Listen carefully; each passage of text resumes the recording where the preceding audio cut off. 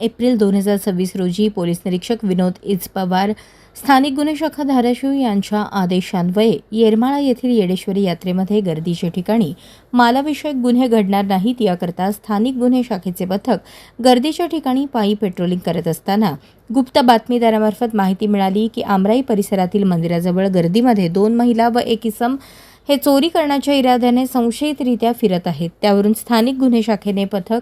माहिती मिळालेल्या ठिकाणी पायी चालत जाऊन नमूद महिला आणि पुरुष यांच्यावर पाळत ठेवून थांबले असता गर्दीमध्ये चोरीचा प्रयत्न करत असल्याचे दिसल्याने त्यांना ताब्यात घेऊन त्यांचे नाव गाव विचारले असता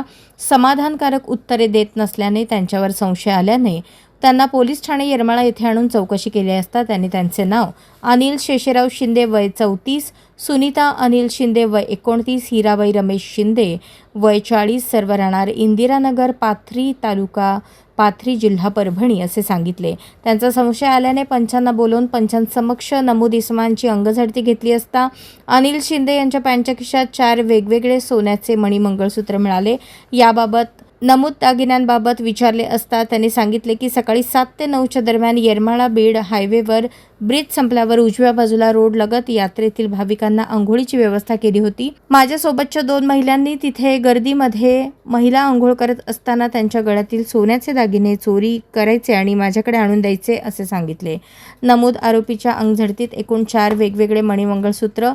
किंमत 1,31,000 मिळून आल्याने गुन्ह्यात जप्त करण्यात आले आहेत। सदर कामगिरी पोलीस अधीक्षक रितू खोकर, अप्पर पोलीस अधीक्षक शफकत आमना यांच्या मार्गदर्शनाखाली स्थानिक गुन्हे शाखेचे पोलीस निरीक्षक विनोद इचपवार, सहाय्यक पोलीस निरीक्षक सचिन खटके, पोलीस हवालदार विनोद जानराव, नितीन जाधवर, बबन जाधवर, महिला पोलीस हवालदार शोभा बांगर, चालक पोलीस हवालदार महबूब अरब, रोहित दंडनाईक यांच्या पथकाने केली आहे।